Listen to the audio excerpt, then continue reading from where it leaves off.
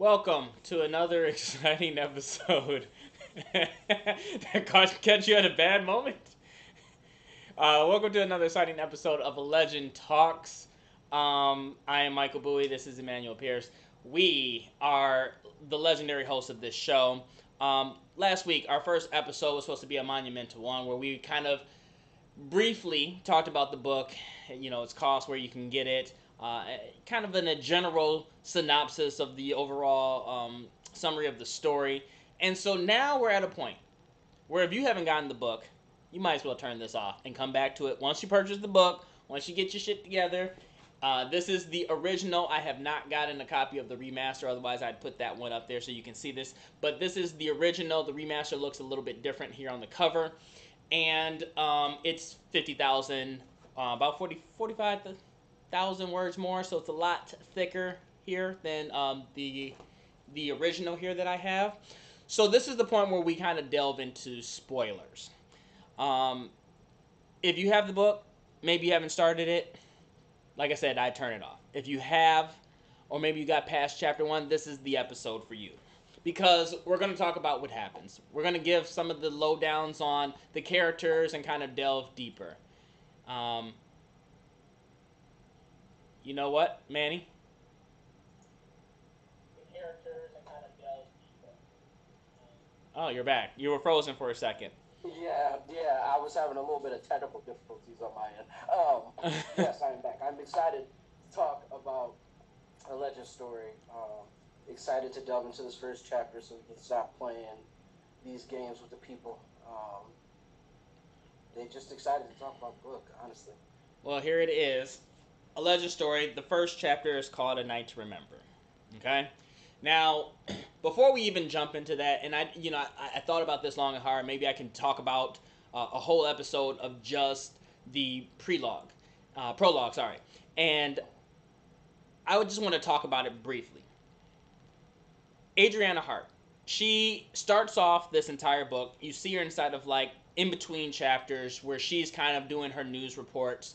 And I know that inside of each episode, we probably aren't even going to talk about those by chapters, but I do want to talk about her as a person. What are your thoughts about her and her opening, dialogue pre-reading this first chapter, A Night to Remember? What are your thoughts about her? Just based on. See, I'm coming with so much back knowledge from the second and third book that. So give me your overall, but just be careful not to spoil some of that other stuff. I'm trying to parse that out of my mind because I have so much background knowledge about her. But when it first started off, if I'm putting myself back in my shoes when I'm first beginning to read the prologue, I thought it was an interesting way to start the book with the newscast, and it makes more sense the further you read. Just from her, I could just in my mind, because when you read, you make pictures of what's happening in your mind. I could see this woman, with a news truck behind her and a microphone in her hand, just delivering the news. So it's kind of like it's a good way to set the stage. I feel like it's like the starting of a world. A lot of people start their day with the news, so why not start the book with the news?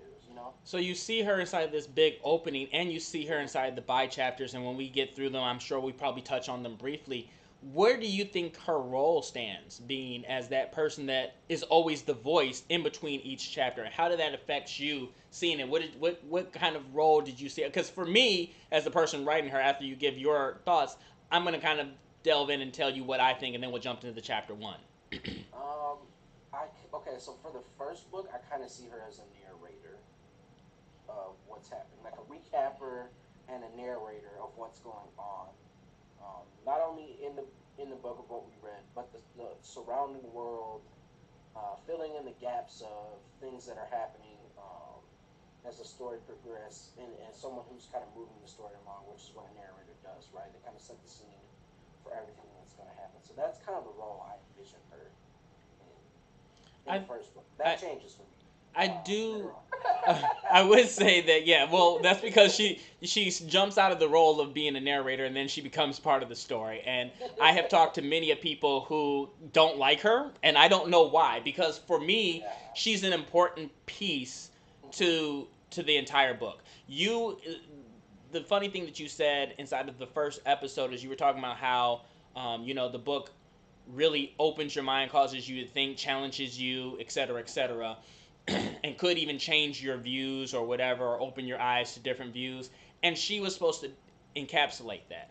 She was supposed to be that person that was that voice of reason, not just from a narrator's standpoint, but almost the main focus. She was that point that when you were at a rising point to bring you kind of back down and kind of, calm you down. But at the same point is that she was a person that you can see evolve, because who she was when she first started evolved into something different as the story evolved. Yeah. Which, is definitely true. And actually, her, yeah, as I said, in the comic books, her role changes a lot. So, yes, I would agree. So let's jump into chapter 1, A Night to Remember. You kind of open up learning about John Lewis and his family. He has, he has 2 kids, Jennifer and Sky, and his wife, Julie. And the thing is, and I want to know if this really bothers you, because I even thought, like, maybe I'll go and do another remaster of the remaster and kind of expand getting to know the family. I feel like, and tell me if I'm wrong from your position, that I didn't really talk about, the family and each person. You didn't get to know them. You didn't, a lot of people talk about, expounding on a character to where you get to know the character more. And I don't think that was done with anybody in this family. They kind of were just thrown in there and then shit happens. I mean, and shit happens pretty quick, 5-6 pages in. So did that bother you or take away from it? No, that didn't bother me at all. Because really, they're the catalyst for what happens in this book. They're, while yes, they're his family and they're important, and I get a sense of a family vibe in there from what you did put in, the words in the books that are there. I think there's enough to describe what's going on. They're a loving family. I mean, I don't know that you needed to put anything else in there. They're a loving family. They just had another kid. They have 2 kids. They love each other. It's the perfect storm. I don't feel like added backstory would help, because it would really be a long, kind of drawn out diversion as to where we're going. So I feel like it was kind of perfect for what it was, because they're the catalyst for where we're going in this book. It has to be that way so that we get to why we're all here. I think the shocking thing, the thing I was going for, especially being a comic, we talk about shock value comedy. You say stuff just for that shock value, and I think that I wrote that as the shock value, because many movies, they want you to get to know the people before something happens to them. And I wanted it to be like, no, you don't know shit about them. Shit just got crazy. Like, and you just want to know why and everything else. And I didn't really, go into detail about why they happened. You just know that this guy named Dominic Harvey and his 2 thugs, Jarvis and Drake, who are followers of him, they're going around inside the neighborhood robbing places, and they come across John Lewis's place after he leaves and heads off to work with his friend Jesse, and he kills them. I guess it's no secret we're spoiling stuff. I mean, he kills them in a brutal, horrific, gory manner. And one of the big things that other people like that I've talked to that have read the book was the connection, the fact that Dominic came across John, before. What were your thoughts on that? That was good for them to. It's kind of surreal. Surreal, I would say it's kind of surreal, and it kind of adds to, because a lot of the stuff in the book, stuff doesn't happen by coincidence. It seems like everything happens for a reason, and so it adds to that. It kind of gets you in that mode to start thinking that, like, okay, they ran across each other at the beginning of this thing. Stuff must be important that's happening, and to kind of get you to pay attention to the detail. And so, yeah, I would say I definitely enjoyed the fact that they ran into each other, and it was kind of almost like, they're about to come to blows. Now here's the thing. Because I know that you're wearing the Marvel hoodie, and I'm a huge Marvel fan. You're a huge Marvel fan. I like the hoodie, by the way. And you can see I'm wearing the Flash DC. Anyway, how ironic that is. The thing is I put Easter eggs. Marvel does it all the time. They put Easter eggs in all their movies, correct? Hmm. There's so many Easter eggs inside of this first book and all the other books after as well that potentially could be related uh, to like either the next book, like stuff that happened in here that could be related to the next book, but many of the things also are related to the possible prequel book. Um, and one of those things is the lighter. Yeah. You know, John received a lighter. I'm sorry, not John. Dominic received a lighter from John, and there's so much significance in that. And I don't really delve into that. You just look at that as he gave him a lighter. But there's things like that that play a significant role. I just want you to know that. I know that the prequel book's not written, it's not out or anything, but I put these Easter eggs in there in the event that they actually, if that book actually comes out, and that a lot of these things will make sense because a lot of people they either wanted to know more or they wanted to understand Dominic more. And considering the prequel book is more geared towards talking about Dominic, these things were in here to kind of explain it because they define him. If I don't put those things in there that define him, then it won't make sense that he was dealing with this his entire life, and now it's gotten to a point where he's still dealing with it and everything else. You know what I mean? Yeah. Yeah. I would agree. Yeah, I mean, just to kind of delve a little bit more into the first chapter, I think it's setting the stage for what's happening. It's not, I mean, it's juicy, it's violent for sure. Kind of gives you your first taste of violence to come in this book.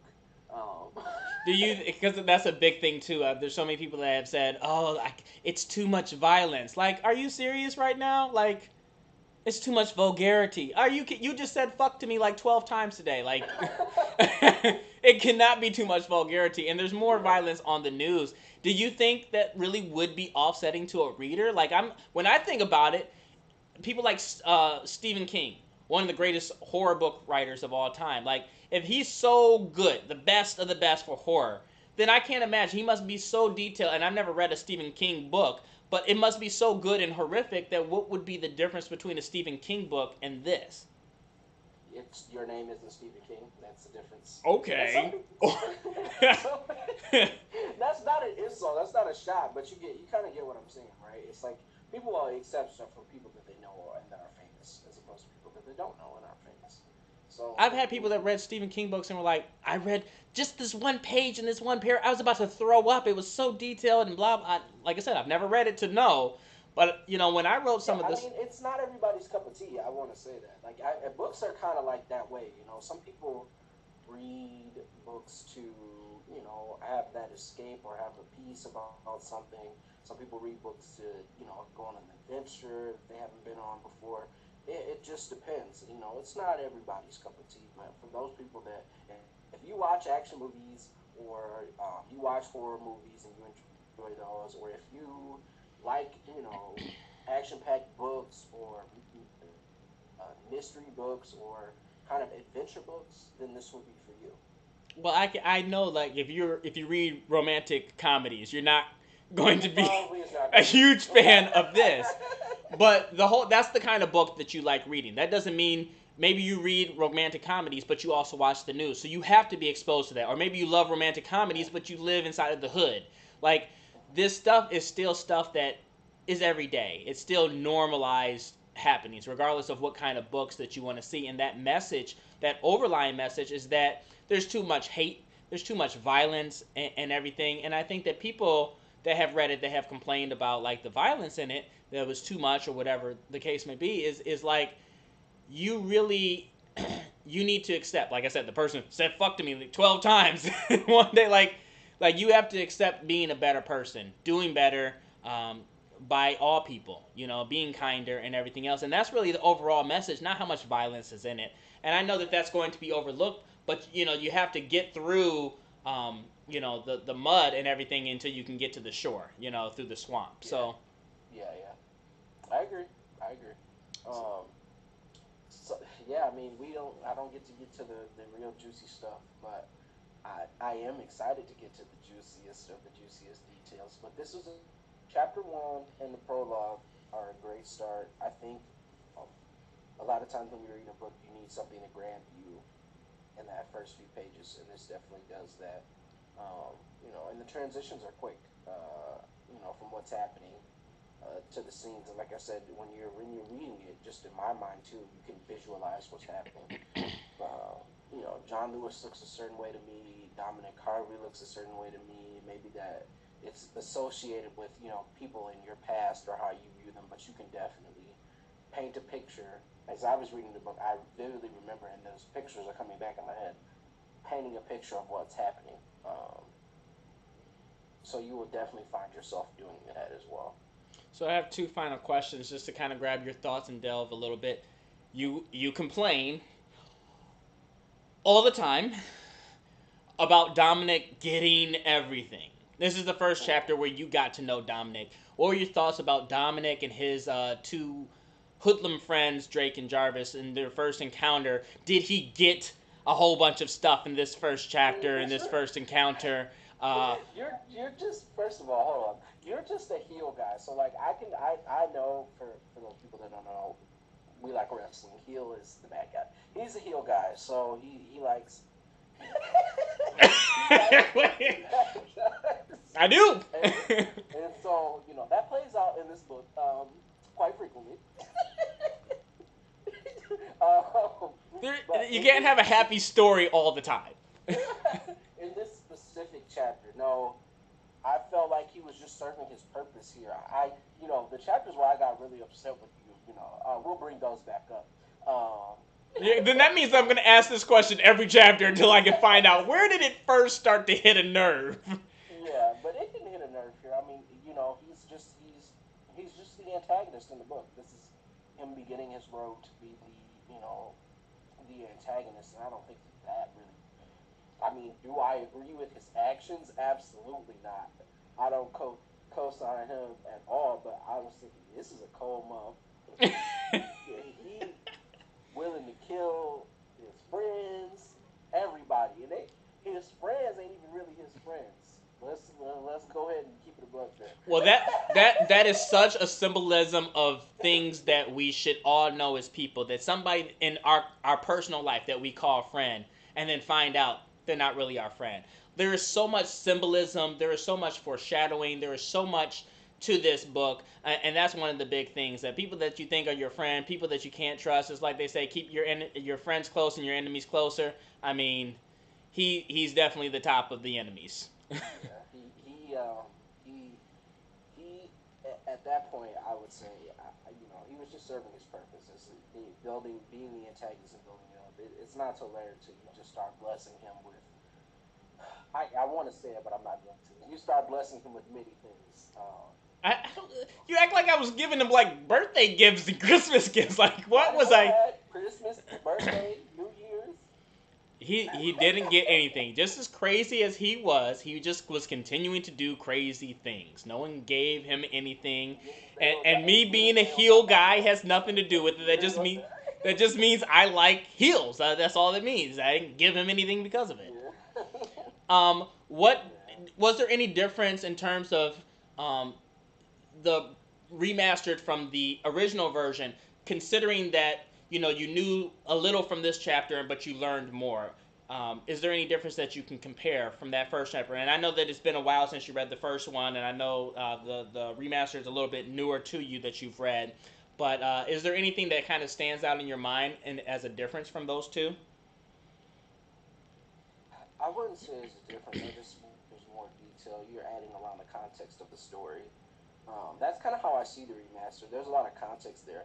Like, I kind of see it as you dropped, and not to say that the original is Justice League, but because it's not the equivalent on the volume.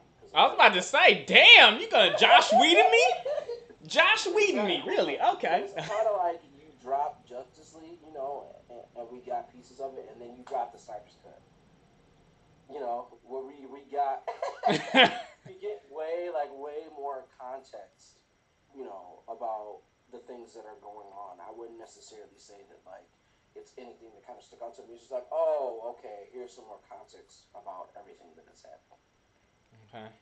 So that's the comparison I give. So if I remastered it, trash. It wasn't trash like the first Justice League. If I remaster it, I'll call it Director's Cut, the 4-hour edition. Yeah, no, I kind of wanted to do that. I wanted to. I guess the example that you use is perfect because when you go and you watch a movie, if you were somebody that directed that, you're always like, I wish I would have done that or done that differently. In the same way with the book, and I kind of got into reading it because I read it maybe about 20 times for this first book before the remaster. And it was just things like, man, I wish I would have done more or talked about this more or explained this more.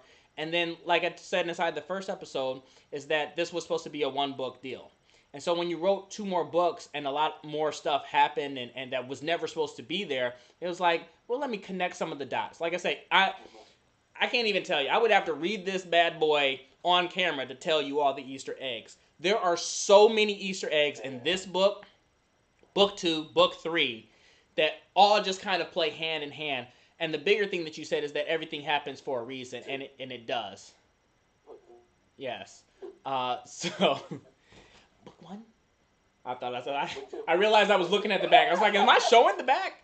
But yeah, there's just so many Easter eggs. There's so many things that you have to pay attention to and have to understand. And so the only way to do justice to that, no pun intended, is to have done the remaster and expounded on that even more. I would definitely say read the first book if you can, and then read the remaster because it adds something to it. Just like watching this. And again, it's not the same as the original. You want them to read the first one? I want the first one to be like the first Justice League and just go away and just deal with the Snyder cut. Just from my perspective, right, having read all 3 books and then getting to come back and read the remaster, it adds something to all 3 of those books, if you get what I'm saying. So that's why I would say that. But the director says there is no Josh Whedon Justice League. There's only a Zack Snyder Justice League, so that's what we're rolling with. Well, I really want this show to have purpose, not just in promoting the book, but also promoting the message. If I can do that inside of a book, I can do that in this video live podcast sort of show to be able to kind of talk about that and delve deeper into it, because I think the message is so important. All the different things that happen, and they just play a role. And I think in everyone's life, because there's certain things that you can take from the book and say, that's happened to me, or I can relate, or I feel for that, I'm sympathetic about that. There's characters that you can relate to. Out of this first chapter, and I'm going to end on this note, who is somebody that you relate to like instantly out of characters, or that you were connected to or liked the most? Considering that you're the first people that you've ever come across. Yeah, you know them all and what they've been through out of 3 books. But what was your first, I really like this person? And we really didn't even talk about Jesse, and I kind of messed up because he is an important person, as he's John's friend. So I do kind of want to delve on that too. So what's your thoughts on that question and we'll talk on Jesse? I'll touch on both of those. So my first impression, the person I connect with the most is John. I mean, obviously just because he's the protagonist, right? Like, he's obviously going to be the first person I think, in my mind, that I rubbed more with, and just kind of vibe more with as a person. Especially because I see myself there as like a family man with kids, in the house and everything. Not as a police officer. I never see myself as a police officer, but you're a member of the law. But with the career and different things like that. So the model of what we in society think is normal, which is another way of you subdeviating that with Dominic.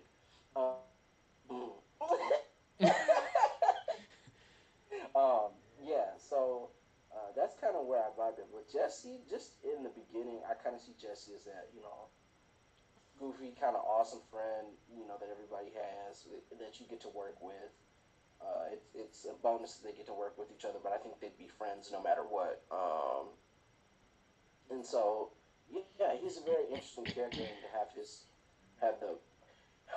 It's hard to not spoil it because I know what's coming next. The juxtaposition, I will say, of him in this first chapter and him in the rest of the book is very interesting to me. Yeah, the thing I was going to add as a notion is that they all evolved. Everybody that you really come across that lived evolved. Evolved throughout the entire book. Just so you're aware.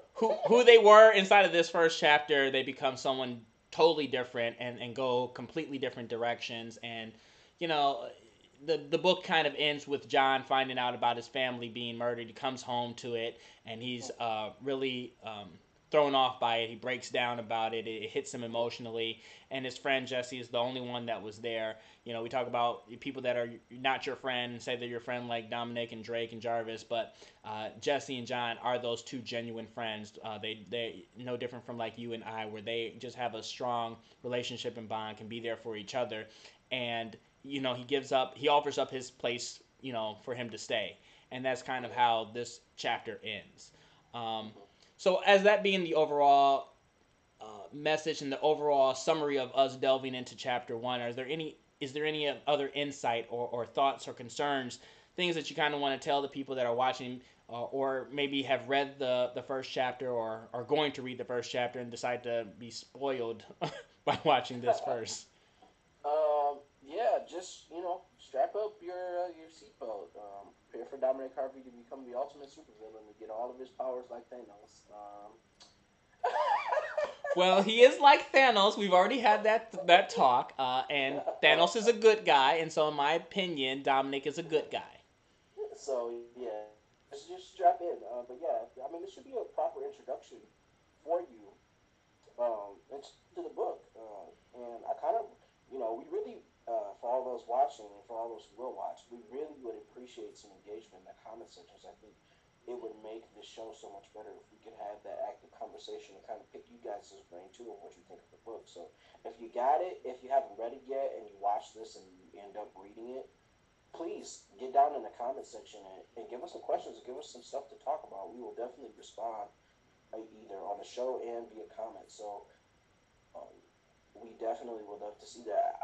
That's the part that I'm interested in. We're kind of just getting started, with all the stuff that kind of, I know it's crazy for me to say the craziness that happens in the book because the first chapter of the book is some crazy stuff, but this is just the beginning of a long journey. So yeah, no, I agree that having comments, even if you're somebody that's not a reader, but you're watching and you're tuning in, you're like, man, this sounds really interesting. You really don't know what you're missing out. I can't tell you how many people I know that aren't readers that just really gravitated to this book and loved it. If I wrote a shit book, I'd be like, it's not that good. But I'm going based on the feedback from other people, and that's the same kind of feedback I would want in those comments. I can come up with questions and talk about stuff, but if there's things that I missed, maybe you read it and you wanted to know more, then you can comment on it, and I can kind of talk about it either live on the show or on the next episode. So, I definitely want to hear what people think. If you agree, if you disagree, if you think that Dominic is a good guy and has a good message that he's trying to bring, and he's not a heel, and he doesn't get everything. If you agree with all of that stuff, go ahead and comment on it. Because I think there's so many different characters. You only are exposed to a very limited amount of them in this first chapter, but there are so many more characters that we are about to unleash that you are going to learn about and fall in love with. I know that your wife loves a particular character. We haven't even made it to her part, but I know that is going to be a huge thing because there's so much behind her.